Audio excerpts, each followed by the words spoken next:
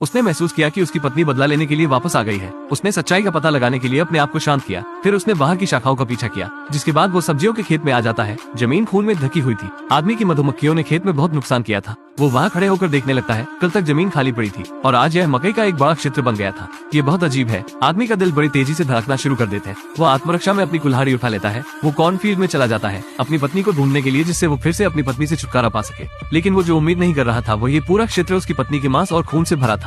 अनगिनत आंखें उसे देख रही थी। अब आदमी बच नहीं सकता है। अगले पल उसने कुछ भयानक देख लिया था, जिसके बाद उसके हाथ से कुल्हाड़ी छूट जाती है। जिसके बाद वो घबराहट की स्थिति में वहाँ से भागने लगता है। फिर उसे एक मशाल लाता है और पूरे कॉर्नफील्ड को जलाने की कोशिश करने लगता है। इसी समय वो पुलिस को भी फोन करने लगता है, लेकिन इससे पहले कि वो कुछ बता पाता, उसके सामने एक बड़ा अजीब इंसान आकर खड़ा हो जाता है। यह एक इंसान की शक्ल में एक राक्षस था। आदमी की चीख सुनाई देने के बाद आदमी की तुरंत मौत हो जाती है। उसका शरीर अभी भी घर के अंदर था, लेकिन उसका सिर जमीन में लगा दिया गया था और उसके मुंह में गाजर बढ़ रही थी, क्योंकि यह उसकी पत्नी की पसंदीदा सब्जी थी।